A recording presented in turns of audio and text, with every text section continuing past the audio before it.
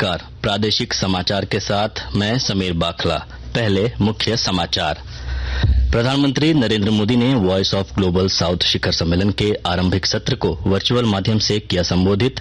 वैश्विक भलाई के लिए ग्लोबल साउथ के देशों को एकजुट होने का किया आह्वान। मुख्यमंत्री हेमंत सोरेन आपकी योजना आपकी सरकार आपके द्वार कार्यक्रम का तीसरा चरण 24 नवंबर को साहिबगंज जिले के भोगनाडीह से करेंगे शुरू।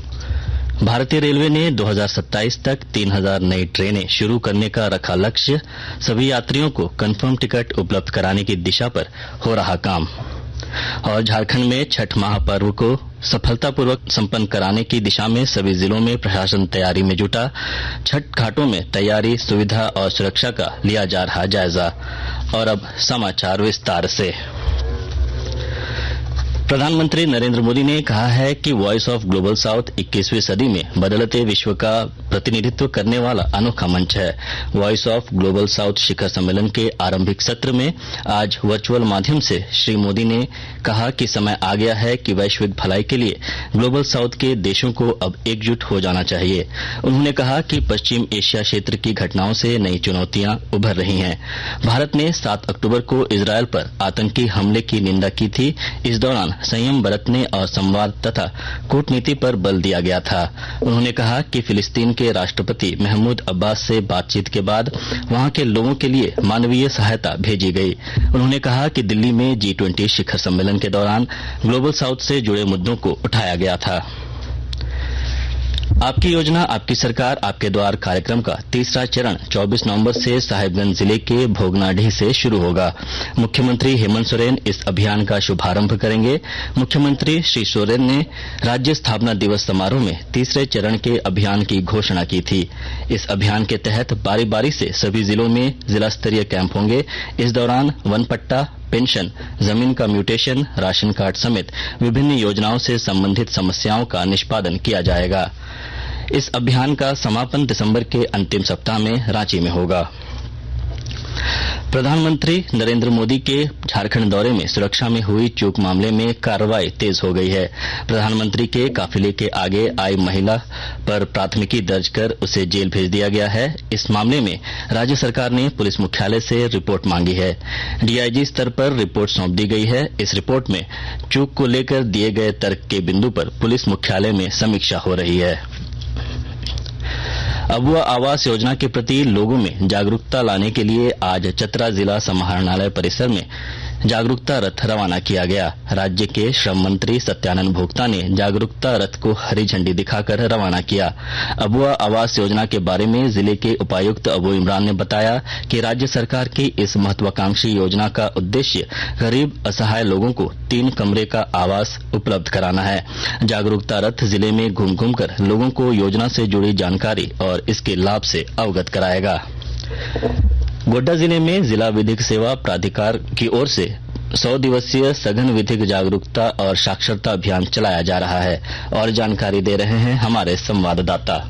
गोड्डा जिले में जिला विधिक सेवा प्राधिकरण की ओर से 100 दिवसीय सघन विधिक जागरूकता एवं साक्षरता अभियान चलाया जा रहा है। इन कार्यक्रमों में डालसा की टीम ग्रामीणों को कानूनी जानकारी दे रही है। डालसा के शिविर में टीम के सदस्यों ने ग्रामीणों को फास्टर केयर से संबंधित जानकारी दी है। उन्होंने बताया कि अनाथ बच्चों के लिए केंद्र एवं राज्य सरकार की महत्वपूर्ण योजनाएं हैं। जिन बच्चों के माता पिता या माता अथवा पिता में किसी का भी निधन हो गया है और उसकी आर्थिक स्थिति ठीक नहीं है, तो ऐसे में समाज कल्याण विभाग की ओर से बच्चों के पठन पाठन और विकास के लिए 4000 रूपये प्रति माह रुपये 3 साल तक देने का प्रावधान है।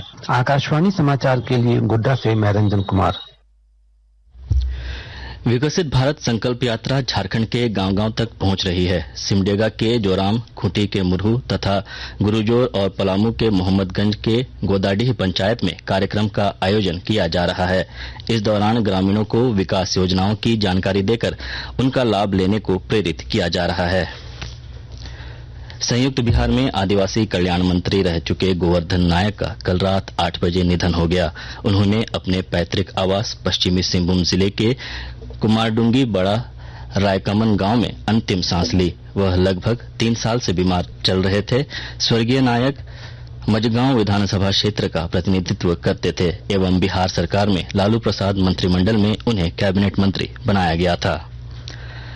आकाशवाणी के ताजा तरीन समाचारों के लिए आप हमारी वेबसाइट newsonair.com पर लॉग ऑन कर सकते हैं।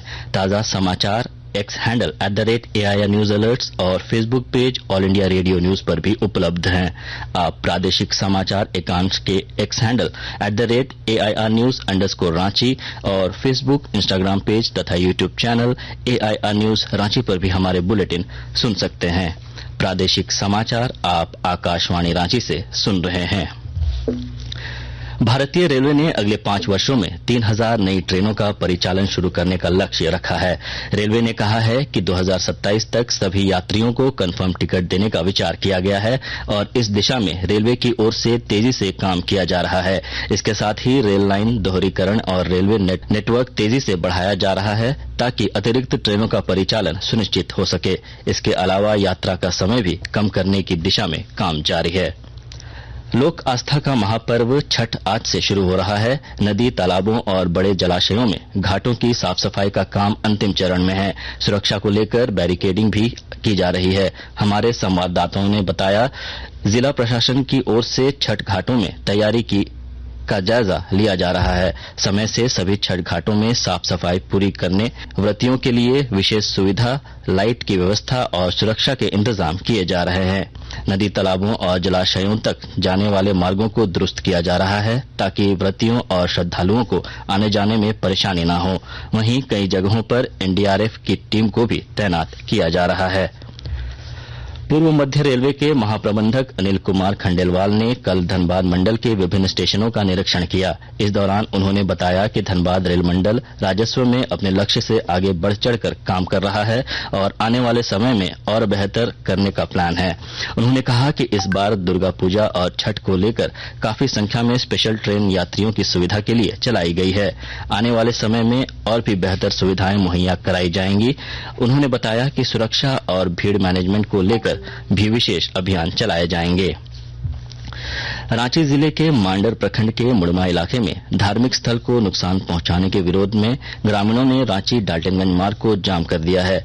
इसकी जानकारी मिलते ही भारी संख्या में पुलिस बल को तैनात कर दिया गया है। सड़क जाम किए जाने के कारण दोनों तरफ वाहनों की लंबी कतार लग गई है। पुलिस प्रशासन की ओर से पूरे मामले की निगरानी रखी जा रही है और लोगों को समझाने का प्रयास किया जा रहा है।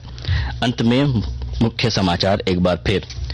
प्रधानमंत्री नरेंद्र मोदी ने वॉइस ऑफ ग्लोबल साउथ शिखर सम्मेलन के आरंभिक सत्र को वर्चुअल माध्यम से किया संबोधित। वैश्विक भलाई के लिए ग्लोबल साउथ के देशों को एकजुट होने का किया आह्वान।